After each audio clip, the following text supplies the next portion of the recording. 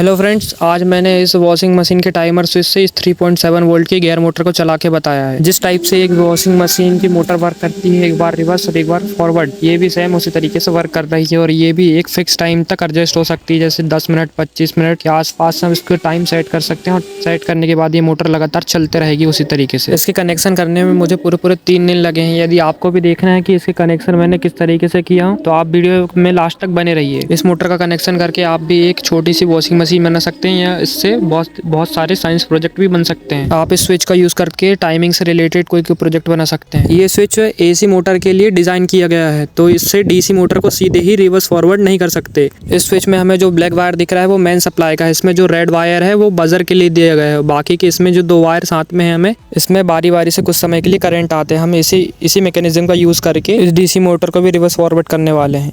जैसा कि इस स्विच में स्विचिंग के लिए बस 3 वायर दिए गए हैं, तो 3 वायर से मोटर को रिवर्स फॉरवर्ड करना तो पॉसिबल नहीं है। इसलिए हम यूज करने वाले हैं इन 2 रिले का। जैसा कि हम इन दोनों रिले का यूज करके बस एक मोटर को रिवर्स फॉरवर्ड करने वाले हैं, तो इन दोनों रिले को पहले आपस में कनेक्ट करना पड़े। जैसा कि इन दोनों रिलों में हमें 5-5 पॉइंट देखने को मिल जाते हैं, तो सबसे पहले हम इसमें से कुछ पॉइंटों को कॉमन करने वाले हैं। मैंने इसे 2 जगह से आपस में इसे कनेक्ट कर दिया है। जैसा कि आप देख सकते हैं यहाँ पे जो दोनों आसपास में टर्मिनल है, पहले मैंने उनको शॉर्ट किया और वहाँ पे मैं अपना पावर सप्लाई जो चार्जर यूज कर रहा हूँ 12 वाट का, उसको कनेक्ट करने वाला हूँ। अब इस चार्जर के दूसरे वायर को मैं इस टाइमिंग स्विच के ब्लैक वायर से कनेक्ट करने वाला हूँ। कनेक्ट करने के बाद आप देख सकते हैं कि यहाँ पे हमारे पास जो वॉशिंग मशीन का टाइमर स्विच है वहाँ पे हमें 2 वायर देखने को मिल जाते हैं जो कि भी बचे हुए हैं, तो इन दोनों वायर का भी हम इन रिले में कनेक्शन करने वाले हैं। इसके कनेक्शन बहुत ही आसान रखा हूँ मैंने। जिस साइड हमें रिले में 3 पॉइंट देखने को मिलते हैं, हमें इसे उसी साइड में इसे कनेक्ट करना है। सबसे पहले हमें एक पहला वायर लेना है, उसे सोल्डरिंग में लगा के इसे राइट साइड में इसे लगा देना है। इसके बाद जो हमारे पास टाइमिंग स्विच का दूसरा वायर है उसे हम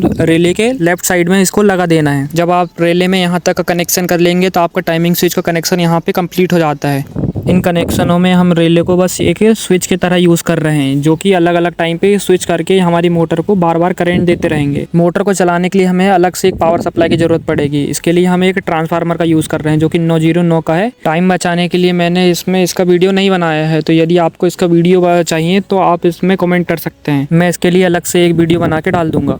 इस ट्रांसफार्मर के बिना ये सर्किट बनाना बहुत ही ज़्यादा मुश्किल, क्योंकि हमारे पास एक ही मोटर है और एक मोटर को रिवर्स फॉरवर्ड करने के लिए हमें एक नॉर्मल कॉमन और प्लस माइनस की जरूरत पड़ेगी, जो कि यहाँ पे हमें 3 वायर देखने को मिल जाते हैं। यदि इसकी जगह में चार्जर यूज़ करता है तो वहाँ पे हमें ओनली प्लस माइनस देखने को मिलते हैं, जिससे एक मोटर को रिवर्स फॉरवर्ड करना पॉसिबल ही नहीं होता, क्योंकि इन रिले में हमें बस 2 पॉइंट देखने को मिलते हैं जिससे एक मोटर को ऑन या ऑफ कर सकते हैं। पोलैरिटी चेंज करने जैसा इसमें कोई मैकेनिज्म ही नहीं है। मैंने यहाँ पे ट्रांसफार्मर का यूज़ बहुत सोच समझ के किया है। सबसे पहले तो जो ट्रांसफार्मर का एक येलो वायर कॉमन था उसे मैंने मोटर से एक पॉइंट से जोड़ दिया, और दूसरे मोटर का जो दूसरा पॉइंट था मैंने जो रिले के लिए जो सेंटर दोनों पॉइंट होते हैं जो रिले का कॉमन कहलाता है, मैंने उससे इसे कनेक्ट किया। यहाँ पे जो हमें रिले के दोनों कॉमन पॉइंट देखने को मिलते हैं हमने पहले ही इसे कनेक्ट कर दिया आपस में। इसके बाद में हमारे पास बस ट्रांसफार्मर का एक प्लस और माइनस बच जाता है, जिसे हम रिले का सबसे पहले एक रिले के लेफ्ट साइड में लगा रहे हैं और दूसरे रिले के भी लेफ्ट साइड में लगा रहे हैं। इसके बाद में हमारे पास रिले का बस एक पॉइंट बस खाली बचेगा, दोनों रिले का एक एक। कनेक्शन कंप्लीट हो जाने के बाद हमें ट्रांसफार्मर को बोर्ड से कनेक्ट कर देना है। इसके बाद में जो हमने टाइमिंग स्विच से एक जो पावर सप्लाई का यूज़ किया था 12 वोल्ट की, उसे भी कनेक्ट कर देना है। इसके बाद में हम इसे चालू करके देखने वाले हैं। पावर ऑन करने के बाद हमें सबसे पहले वॉशिंग मशीन का टाइमिंग स्विच को भी ऑन करना पड़ेगा। ऑन करने के बाद जैसे ही हम इसे प्लायर से ऑन करेंगे तो ये हमारी मोटर भी चालू हो जाएगी।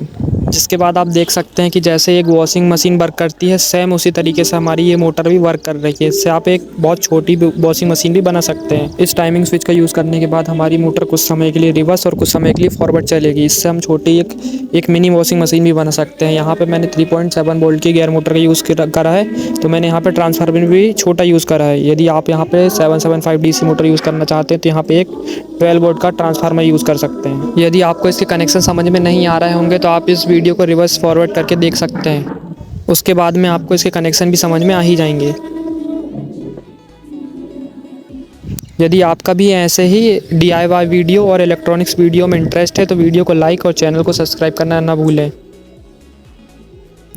मुझे इस वीडियो को बनाने में पूरे 3 दिन लगे हैं, इसलिए एक सब्सक्राइब तो बनता है।